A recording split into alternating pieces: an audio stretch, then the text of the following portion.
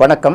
1-to-1 ஆன்மீகம் சார்பில் 3வது உயர்நிலை ஜோதிட வகுப்புகள் விரைவில் ஆரம்பமாக இருக்கிறது. ஏற்கனவே அடிப்படை ஜோதிட பயிற்சி வகுப்புகளில் பயின்றிருக்கிறவர்கள் இல்லை ஏற்கனவே அனுபவம் உள்ளவர்கள் புதிதாக ஜோதிட நுணுக்கங்களை கற்றுக்கொள்ள வேண்டும் அப்படின்னு நினைக்கிறவங்க நம்மளுடைய உயர்நிலை ஜோதிட பயிற்சி வகுப்புகளில் சேர்ந்து கொள்ளலாம்.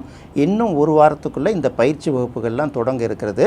இது பற்றி நீங்கள் விவரம் அறிவதற்கும் அட்மிஷனுக்காகவும் நீங்கள் 7397382493 அப்படிங்கிற எண்ணில் நீங்கள் கான்டாக்ட் பண்ணலாம். நன்றி, வணக்கம். 1-to-1 ஆன்மீக நேயர்களுக்கு அன்பு வணக்கம். கடக ராசிக்கு ஆனி மாத பலன்கள் எப்படி இருக்கும் அப்படிங்கிறத இந்த நிகழ்ச்சியில் பார்ப்போம். இதை பற்றி மூத்த பத்திரிகையாளரும் ஜோதிட ஆய்வாளருமான திரு ராஜேந்திரன் அவர்களிடம் கேட்டு தெரிஞ்சுக்குவோம். வணக்கம் சார். வணக்கம்மா. ஆனி மாதம் கடக ராசிக்கு எப்படி இருக்கும், என்னென்ன மாதிரியான பலன்களை தரும் அப்படின்னு சொல்லுங்கள். ஆனி மாதத்தை பொறுத்த வரையில் இப்போ கடகராசி அப்படின்னு பார்க்கும்போது கடக ராசிக்கு உரிய கிரகம் சந்திரன் ரிஷப ராசியிலிருந்து இந்த மாதத்தை தொடங்கி வைக்குது. அப்போ ரிஷபத்தில் உச்சம் பெறுது. அப்போ ராசிநாதன் உச்சம் பெற்று இந்த மாதத்தை தொடங்கிறதுனால நிச்சயமாக பல சூழ்நிலைகளில் அவங்க கடகராசியில் பிறந்தவங்க பல பேர் உச்சத்தை தொடுவார்கள் அப்படிங்கிற சந்தேகம் இல்லை. அதே சமயம் கடகத்தை பொறுத்தவரை 11ஆம் இடம் பாதகம் அப்படிங்கிற ஒரு காரணத்தினால ஏற்றமும் இறக்கமும் மாறி மாறி தான் வரும். ஆகா, நம்மளோட டார்கெட்டை முடிச்சிட்டோன்னு நினைக்கிறப்ப தான் பின்னாடி யாராவது ஒருத்தன் காலை பிடிச்சி இழுத்து விடுவான். ஸோ ரெண்டுத்துக்கும் தயாராக இருக்கணும். பொதுவாக கடகத்துக்கு தோல்வியே கிடையாது. கடகராசிக்காரர்களுக்கு பேரே போராளிகள்னு பேர். போராளிகளுக்கு வெற்றியும் கிடையாது, தோல்வியும் கிடையாது. ஒரு வெற்றியை முடிச்சிட்டாங்கன்னா இன்னொரு பக்கம் ஏதாவது ஒரு பிரச்சனை இருக்கும், அதுக்காக போராட போயிடுவாங்க. ஸோ அவங்க போராளிகளாகவே கொண்டு போகிறதுனால வெற்றியும் கிடையாது, தோல்வியும் கிடையாது. அதனால் இந்த மாதம் அப்படி தான் இருக்கும். இதை கடந்து ராசி இருக்கு இல்லையா, கடகராசி. இந்த கடகராசிலேயே பார்த்தா குருவும் இருக்குது, சுக்கிரனும் இருக்குது. அப்போ ராசியிலேயே ஒரு அசுரகுரு இன்னொரு தேவகுரு ரெண்டும் சேர்ந்து இருக்கும்போது மனசில் எதையுமே தெளிவாக முடிவெடுக்க முடியாது. இதை செய்யலாம் அப்படின்னு நம்ம முடிவெடுக்கிறப்ப இல்லையே இது செஞ்சால் இந்த பிரச்சனை வரும்னு சொல்லிட்டு அதை யோசிப்போம் இல்லையா. இப்படியே பார்த்தீங்கன்னா மாதத்தில் 3 வாரம் போயிடும். 4வது வாரம் தான் கொஞ்சம் தெளிவாக முடிவு எடுக்கணும். என்னங்க நீங்கள் நல்லா இருப்பேன்னு சொல்கிறீங்களா இல்லை கஷ்டப்படுறேன்னு சொல்கிறீங்களா அப்படின்னு கேட்குறீங்களா. கஷ்டதாங்க படுவீங்க. அதுக்கப்புறம் ஒரு 3 மாதம் கழிச்சுன்னா 3 மாதம் கழித்து கஷ்டம் தீந்துருமா, இல்லை அது உங்களுக்கு பழகிடும் அப்படிங்கிறோம்ல. அதுபோல் இந்த மாதம் அவர்களுக்கு கொஞ்சம் சற்று நெருக்கடியாக இருக்கும். இருந்தாலும் அவங்க எல்லாத்தையும் அடித்து தூக்கி எறிஞ்சிட்டு வந்துடுவாங்க. ஏன்னா கடகத்துக்கு அப்படி ஒரு சிறப்பு இருக்கிறதுனால அதை பெருசாக எடுத்துக்க வேணாம். ஏற்கனவே அவங்க பார்த்திங்கன்னா 6ஆம் இடத்து சனி 7ஆம் இடத்து சனிலாம் ரொம்ப நெருக்கடி, 8ஆம் இடத்துல தாண்டிட்டாங்க. சனி இப்போ 9ஆம் இடத்துல தான் இருக்குது. அதனால் அவர்களுக்கு பெரிய பாதிப்பு இல்லை என்றால் கூட இருந்தாலும் போராட்டங்கள் ஒரு நாளும் போராட்டங்களை கடந்து தானே வரணும். அதுபோல் அவங்க புது முயற்சிகள் செய்யும்போது கொஞ்சம் யோசனை பண்ணி எடுத்த ஸ்பீடுக்கு பண்ண முடியாது, தள்ளி போயிட்டுருக்கோம்.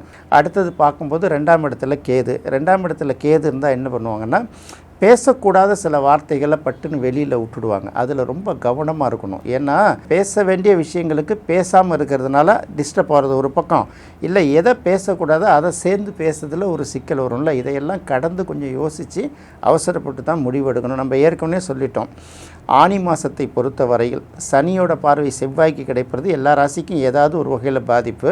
அதே போல் மாதத்தோட முதல் 3 வாரத்துக்கு குருவும் சுக்கிரனும் சேர்ந்து இருக்கிறது ஒரு வகையில் பாதிப்பு தான். இவர்களுக்கு என்ன பாதிப்புன்னா தன்னிச்சையாக செயல்பட முடியாத சூழலை உருவாக்கி கொடுத்துரும். அப்போ எது செஞ்சு முடிவு பண்ணி பர்ஃபெக்டாக நம்ம முடிவு எடுத்துட்டோம் செய்யலான்னா கூட ஏதாவது ஒரு வகையில் தடங்கள் சிக்கல் வரும்ல. அதனால் மாதத்தோட கடைசி வாரம் தான் கொஞ்சம் மூச்சு விட முடியும். அது வரைக்கும் என்னென்ன வேலைகள் பார்த்துட்ருக்காங்களோ அப்படியே அவங்க கண்டினியூ பண்ணிட்டு போயிட்டுருக்கிறது ரொம்ப நல்லாயிருக்கும். வருவாய் சில விஷயங்கள்லையும் சின்ன ஏற்றத்தாழ்வுகள் இருக்க தான் செய்யும். வர வேண்டிய பணம்லாம் அவ்வளோ சீக்கிரமாக வந்துடாது. அதனால் கொஞ்சம் யோசித்து முடிவு எடுத்துகிட்டு போகிறது ரொம்ப நல்லாயிருக்கும். அடுத்து பார்க்கும்போது 8ஆம் இடத்தில் ராகு இருக்குது. ஏற்கனவே 8ஆம் இடத்துல ராகு இருக்கும்போது அதுக்கு குரு பார்வை கிடைச்சிது. ஆனால் இப்போ குரு பார்வை கிடைக்கிறது ரொம்ப கஷ்டமாக இருக்கும். ஏன்னா குரு கடகராசிக்கு வந்துருச்சு இல்லையா. அதனால் கிடைக்காதனால என்ன ஆகும் அப்படின்னு கேட்டிங்கன்னா நிறைய பேருக்கு இந்த ஓவர் நைட்டில் ரொம்ப வசதி ஆகிடணும். ஏன்னா பிரச்சனைகள் எல்லாருக்கும் அப்படி தான் இருக்கும். அப்போ என்ன பண்ணுவாங்கன்னா நேரடியான வழியை விட்டுட்டு மாற்று வழியை தேடுவாங்க. சீக்கிரமாக பணக்காரன் ஆகிறதுக்கு என்ன வழி இருக்குது, உழைச்சிலாம் ஆக முடியாது இல்லையா. அதை என்ன பண்ணுவாங்கன்னு கேட்டிங்கன்னா இவங்களுடைய அந்த பலவீனம் இருக்குல்ல. ஏன்னா பிரச்சனைகளுக்கு ஏதாவது ஒரு முடிவு எடுக்கணும்னு சொல்லிட்டு இவர்களை மற்றவர்களை ஏமாத்துறதுக்கு சில நேரங்களில் வழிவகுத்துரும். கடகராசிக்காரர்கள் தெளிவானவர்களாக இருந்தால் கூட சூழ்நிலை காரணமாக இப்போதைக்கு நீங்கள் இப்போ 1 லட்சம் கொடுத்தீங்கன்னா மாதம் நான் 50,000 கொடுப்பேன், ஒரு வருஷத்துக்கு கண்டினியூஸாக கொடுப்பேன்னா அப்போ 1 லட்ச ரூபாயை கஷ்டப்பட்டு போராடி கொடுத்துட்டோம்னா மாதம் 50,000ன்னா 12 மாதத்துக்கு கிட்டத்தட்ட 6 லட்சம் வருது இல்லை. குடும்ப பிரச்சனையை சரி பண்ணலான்னு சொல்லிட்டு இந்த 1 லட்ச ரூபாயை கடன் வாங்கி கொடுத்துட்டு கொடுத்துட்டு இது அப்புறம் எங்கே போனான்னு தெரியாமல் அதுக்கப்புறம் அதுக்கும் சேர்த்து வட்டி கட்டுற ஒரு சூழ்நிலை வருதில்ல. 8ஆம் இடத்துல இருக்கக்கூடிய ராகு அந்த மாதிரி சில சூழ்நிலைகளை உருவாக்குவார். அதனால் உழைக்கிறது வந்து கொஞ்சமாக கிடைச்சா கூட அதுக்குள்ளே குடும்பம் நடத்துறதுக்கு ப்ராக்டிஸ் பண்ணிக்கிட்டாங்கன்னா மேலும் மேலும் நெருக்கடிகளை தூக்கி தலையில் போட்டுக்காமல் இருப்பாங்க. அதை மட்டும் நம்ம சொல்லணும். அதே போல் 8ஆம் இடத்துல இருக்கக்கூடிய ராகு வந்து வயிறு சம்மந்தப்பட்ட சில பிரச்சனைகளும் உருவாக்கி கொடுக்குங்கிறதுனால சாப்பாடுற விஷயங்களில் ரொம்ப கவனமாக இருக்கும். பெண்களை பொறுத்தவரை அவங்களுக்கும் வயிறு சம்மந்தப்பட்ட பிரச்சனை, மாதவிடாய் சம்மந்தப்பட்ட பிரச்சனைகள்லாம் வரும். ரொம்ப கவனமாக இருக்கிறதுல மட்டும் கவனம் செலுத்திட்டாங்கன்னா ஓரளவு பார்த்துக்கலாம். அடுத்து எல்லாத்தையும் கடந்து பார்க்கும்போது 9ஆம் இடத்தில் சனி இருக்கிறது ஒரு வகையில் சிறப்பு தான். 7ஆம் இடத்து சனி 8ஆம் இடத்து சனியை விட 9ஆம் இடத்தில் இருக்கக்கூடிய சனி வந்து ஓரளவு பாக்கிய சனின்னு எடுத்துக்கலாம். இந்த சனி வந்து இது வரைக்கும் தனிச்சு தான் இருந்தது. இந்த சனிக்கு இப்போது குரு பயிற்சிக்கு பிறகு குருவோட பார்வை கிடைக்கிறது வந்து ரொம்ப சிறப்பாக இருக்கும். இது எப்படி கிடைக்குன்னா, தந்தை வழியில் நீண்ட காலமாக இழுபறியில் இருந்தக்கூடிய அந்த சொத்து பாக பிரிவினையெல்லாம் இருக்குது பார்த்தீங்களா. எங்கள் பங்காளிகளுக்குள்ளே ஒத்துக்க மாட்டுறாங்க, சித்தப்பா ஒத்துக்க மாட்டார், பெரியப்பா ஒத்துக்க மாட்டேங்கிறார், இப்படி இழுத்துட்டு கிடக்கும்ல, இதெல்லாம் வந்து கிட்டத்தட்ட ஒரு முடிவுக்கு வர்றதுக்கு ஒரு வாய்ப்பு இருக்குது. அதே போல் இந்த அடுத்த சனி பயிற்சிக்குள்ளது அல்லது அடுத்த குரு பயிற்சிக்குள்ளாக நிறைய பேர் பார்த்திங்கன்னா கடகராசிக்காரர்கள் வந்து சொந்த வீடு கட்டுவாங்க. அதுக்கான முயற்சிகள்லாம் இப்போவே அவங்க எடுக்க ஆரம்பிச்சிருவாங்க. அது வந்து எல்லா வகையிலும் ஒரு நல்ல பலனாகவே நம்ம பார்க்கலாம். அதுக்கு அடுத்தது பார்க்கும்போது கடகராசிக்கு முழு சுபக்கிரகம் அப்படின்னு சொல்லக்கூடிய 5க்கும் 10க்கும் உரிய செவ்வாய் வந்து 10ஆம் இடத்துல இருக்குது. இந்த மாதத்தோட தொடக்கம் முதல் வாரத்தில் ரொம்ப அருமையாக இருக்கும். 10ஆம் இடத்துல செவ்வாய் இருக்கிறது ரொம்ப சிறப்பு இல்லையா. நினச்சதெல்லாம் சாதிக்க முடியும். அடுத்தது என்ன சிக்கல் அப்படின்னு கேட்டிங்கன்னா, ஒரு வாரம் முடிஞ்ச பிறகு இந்த ஜூன் 20ஆம் தேதி கிட்டத்தட்ட பார்த்திங்கன்னா இந்த செவ்வாய் வந்து ரிஷபத்துக்கு வந்துடுதா. அப்போ சனியோட 3ஆம் பார்வை செவ்வாய் மேலே படும். பாதகஸ்தானத்தில் செவ்வாய் வந்து அதுக்கு சனியோட பார்வை கிடைக்கிறதுனால அப்போ எதிர்பார்த்த இடங்கள்லேருந்து நமக்கு கிடைக்கக்கூடிய உதவிகள் அந்த மாதிரி சின்ன நெருக்கடிகள்லாம் பாதிக்கப்படும். நம்மளை விட வயதில் மூத்தவர்கள், அண்ணன், அக்கா, அதே மாதிரி மூத்தவர்கள்ட்டேருந்து சில உதவிகள் எதிர்பார்த்துட்ருக்கோம்ல, அந்த உதவிகள் வந்து நமக்கு கிடைக்காது. சீனியர்கள் ஒர்க் பண்ணக்கூடிய இடங்களில் நம்மளுடைய முன்னோடிகள் அவங்கள்ட்டேருந்து நமக்கு அந்த உதவி கிடைக்காது.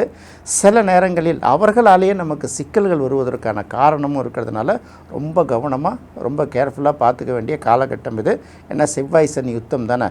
அதனால தான் நம்ம ஏற்கனவே சொல்லும்போது என்ன சொல்லியிருக்கோம், எல்லா ராசிகளுக்குமே இந்த செவ்வாய் சனி பாதிப்பு வர்றதுனால இவர்கள் என்ன பண்ணணும்னு கேட்டிங்கன்னா, செவ்வாய்க்கிழமை அல்லது சனிக்கிழமைகளில் நரசிம்மர் கோயிலுக்கு சென்று வழிபடுவது ரொம்ப சிறப்பு. அப்படி இல்லைன்னா சுப்பிரமணியருங்கிற பேரில் உள்ள முருகனை வழிபடுவது ரொம்ப சிறப்பு. இது எல்லா ராசிக்கும் பொதுவாக இந்த மாதத்துக்குரியது. அதையும் கடந்து அடுத்தது பார்க்கும்போது 2ஆம் அதிபதி 12ஆம் இடத்தில் இருக்குது. அதாவது ராசிக்கு 12ஆம் இடத்தில் சூரியன் இருக்குது, புதனும் சேர்ந்து இருக்குது. இப்போ சூரியன் புதனும் சேர்ந்து 4, 6, 8, 12ஆம் இடத்துல இருக்கும்போது கண்டிப்பாக ஒரு ராஜயோகம் உண்டு. இப்போ 12ஆம் இடத்துல சூரியனும் புதனும் சேர்ந்து இருக்கிறதுனால இவர்களுக்கு தேவையான வசதி வாய்ப்புகள், குறைந்தபட்சம் அடிப்படை தேவைகளை நிறைவேற்றுவதற்கான பணம், இன்னும் சொல்லப்போனால் நிறையாவே சில நேரங்களில் தாராளமாக கிடைக்கும். பணம் வராமலே இருக்கும், ஷார்ட்டேஜாக இருக்கும். வந்ததுன்னா 2 ஜோடி போட்டுக்கிட்டு வருவாங்கள்ல, அந்த மாதிரி வரும். இருந்தாலும் இதில் என்ன குழப்பம்னா, இந்த புதன் இருக்கு இல்லையா, 12ஆம் இடத்துல இருக்கக்கூடிய புதன், இந்த புதன் வந்து இடையில கடகராசிக்கு வந்து திரும்பவும் வக்ரமாகி அதுக்கப்புறமும் திரும்ப மிதுன ராசிக்கு வந்து இவர் இந்த ஆட்டம் ஆடுவார் கொஞ்சம் அந்த காலகட்டத்தில். அந்த காலகட்டம் வந்து நம்ம எதிர்பார்க்கறது தள்ளி போகும். சில நேரங்களில் எல்லா வரையும் முடிவு எடுக்கிறது வராது, நம்ம வரவே வராதுன்னு முடிவு எடுத்துருக்கிற விஷயங்கள் வந்துடும். எப்படி இருந்தாலும் கடகராசியை பொறுத்த வரைக்கும் மாதத்தோட தொடக்கத்தில் 12ஆம் இடத்தில் சூரியனும் புதனும் சேர்ந்து இருப்பது இவங்களுடைய எல்லா பிரச்சனைகளுக்கும் முற்றுப்புள்ளி வைத்து வரவேண்டிய வருவாய் இனங்களை எல்லாம் வேகப்படுத்தி அவங்களோட தேவைகளை நிறைவேற்றுவதற்கு அவங்களுக்கு உதவிகரமாக இருக்கும். அதனால் மாத தொடக்கத்தில் பார்க்கும்போது கடகராசிக்காரர்கள் சங்கரநாராயணன் அப்படிங்கிற பேரில் உள்ள சிவனையும், அடுத்தது சத்யநாராயணன் அப்படிங்கிற பேரில் உள்ள சிவனையும் வழிபட்டார்கள்னா அவங்களுக்கு வந்து இந்த மாதம் பண தேவைகள்லாம் பெரிய அளவுக்கு பாதிப்பு இல்லாமல் பூர்த்தியாகுங்கிறத அவங்க தெரிஞ்சுக்கலாம். கடகராசிக்கு ஆனி மாத பலன்கள் எப்படி இருக்கும், அதற்கான பரிகாரங்கள் என்ன அப்படிங்கிறத தெளிவாக சொன்னீங்க சார். ரொம்ப நன்றி சார். நன்றிம்மா. கடகராசிக்கு ஆனி மாத பலன்கள் எப்படி இருக்கும் அப்படிங்கிறத இந்த நிகழ்ச்சியில் பார்த்தோம். சிம்ம ராசிக்கு ஆனி மாத பலன்கள் எப்படி இருக்கும் அப்படிங்கிறத அடுத்த நிகழ்ச்சியில் பார்ப்போம். நன்றி, வணக்கம்.